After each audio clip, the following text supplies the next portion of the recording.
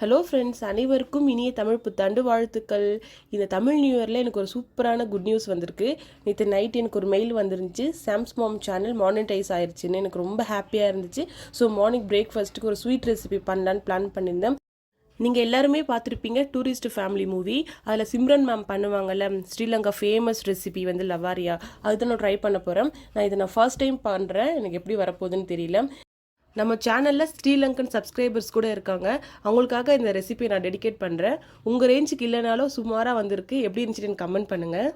நார்மலாக நம்ம இடியாப்பம் தேங்காய் பால் பண்ணுவோம். இவங்க இடியாப்பம் ரோல் பண்ணி கொஞ்சம் டிஃப்ரெண்ட்டாக பண்ணுறாங்க. இது கூட பார்க்க ரொம்ப அழகாக இருக்குது. பாப்பா அவுட்லுக் எப்படி வருதுன்னு தெரியல.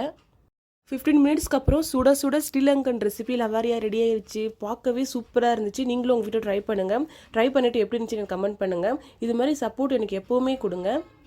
ஒன்ஸ் அகெயின் அனைவருக்கும் இனிய தமிழ் புத்தாண்டு வாழ்த்துக்கள். இந்த ரெசிபி உங்களுக்கு பிடிச்சிருந்தா லைக் பண்ணுங்கள், கமெண்ட் பண்ணுங்கள். என்னோட சேனலை ஃபர்ஸ்ட் டைம் பார்த்தீங்கன்னா சப்ஸ்கிரைப் பண்ணுங்கள். தேங்க்யூ ஃபார் வாட்சிங். Bye bye.